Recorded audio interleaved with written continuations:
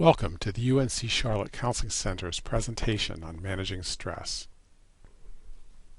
The goals of this presentation are to discuss the relationship between stress and performance, to identify sources of stress, to describe symptoms of overstress that you might be experiencing, and to discuss methods that can be helpful for stress reduction. All of us experience stress throughout our daily lives. Stress can have both positive and negative effects. Stress is really anything that puts a demand on us and causes us to adapt and cope. Stress can be very motivating when optimal. When lower than optimal, stress can produce complacency. When higher than optimal, stress can inhibit performance. We are much more likely to be bothered by high levels rather than low levels of stress. There are, of course, many sources of stress in our lives. Some examples are time constraints, academic demands, relationship issues, and health and wellness concerns. There are a number of disorders that can develop from being overstressed. One common set of symptoms is a feeling of general anxiety, where we experience excessive worry that is very difficult to control. We might feel restless, keyed up, or on edge. We may find ourselves easily fatigued and experience difficulty concentrating. Individuals who are overstressed are often irritable, complain of muscle tension, and experience inability to sleep.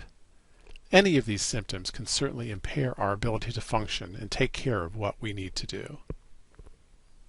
Social anxiety is a common problem. Socially anxious individuals may experience an intense and persistent fear of social or performance situations when exposed to unfamiliar people or possible scrutiny by others. They may fear that they will act in a way that is humiliating or embarrassing. Anxiety may lead to panic attacks that occur when in the stressful social situations. People often cope with social anxiety by avoiding these situations, or endure them with intense anxiety. Substance abuse is often linked to social anxiety since people use alcohol and other drugs to help them relax in social situations. Panic disorder can occur when our stress levels get so high that our bodies react. Panic attacks are common among a college-aged population.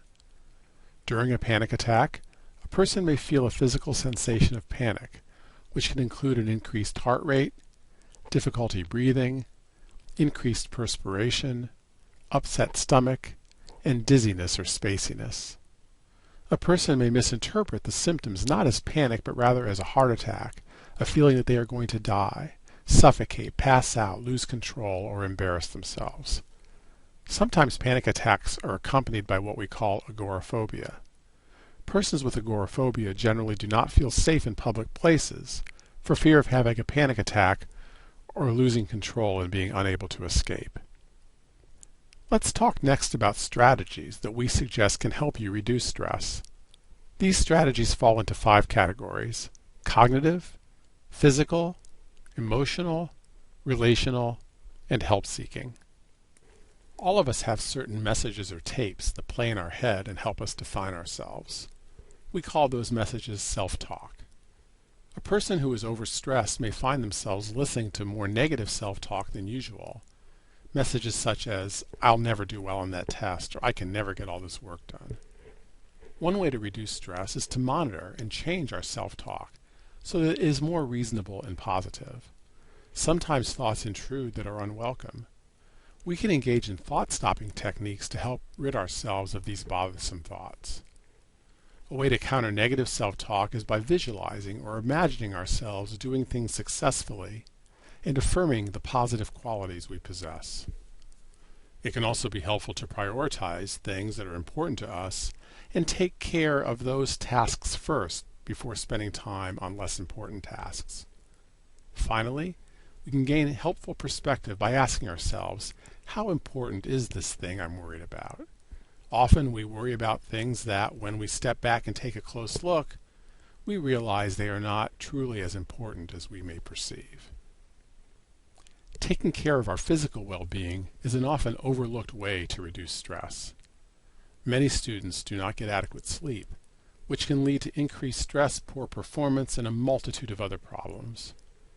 Most experts think getting 7 hours a night is most helpful, and that it is a mistake to think that you can be sleep deprived Monday through Friday and then catch up on weekends.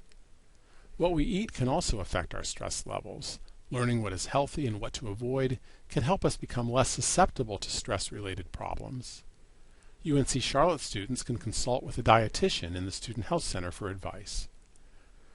We know that exercise has a terrific physical benefit, but numerous research studies have demonstrated that it also has an emotional benefit that is perhaps as great as or greater than some medications. By exercising at least 3 days a week for 30 minutes, you can improve your mood, increase your level of energy, and lower stress. Start slowly, then try increasing that exercise to 5 days a week for 60 minutes for an even greater benefit. Be careful about over-exercising and consult with a trainer or physician before undertaking a new program with which you might not be familiar. We can also learn to relax by practicing meditation or other techniques. Learning to express our feelings and asking for what we need can be an important component of stress reduction. Some people express emotions through art or photography or poetry. Keeping a journal can be a helpful way to be expressive. We can use our interpersonal relationships to assert our needs and share our feelings. Humor has been found in numerous studies to be an excellent stress reducer. Having positive people around us with whom we can laugh can be very helpful. Students often think that they don't have time to get involved in their areas of interest, such as music, art, sports, or other hobbies. But students often find that they are more effective academically if they continue their involvement in these extracurricular activities. Involvement also leads to enhanced social support, and having strong connections with others is also an important way that we can prevent or reduce stress. Healthy relationships are mutual, enjoyable, energizing, and respectful. Close, intimate relationships often bring the kind of support that helps us through stressful times. Helping others, either through community service or even in small ways throughout your day, is a good way to feel better about yourself so you can manage the more stressful aspects of your life. Finally, sometimes we need to ask for help. While that might be hard for some people because they worry it will be seen as a sign of weakness, we know it takes courage and strength to admit we need help. Some people fear that they will burden others, even though they recognize that when others ask them for help, they feel privileged and are glad to help. We can find sources of help in our friends, our family, and professionals, teachers, clergy, coaches, and counselors. At UNC Charlotte, help is available free of charge to all enrolled students at our counseling center. You can drop by the center at 158 Atkins or call 704-687-0311 to make an appointment. Office hours are 8 to 5 Monday through Friday, and during the academic year, evenings by appointment. If you have questions or want detailed information about our counseling center, its services and staff, feel free to contact us by phone or visit our website. Our website contains links to numerous mental health resources, including free anonymous online screenings to determine whether you might be struggling with depression, an anxiety disorder, or another concern. For more information about stress and other mental health concerns, please don't hesitate to contact us.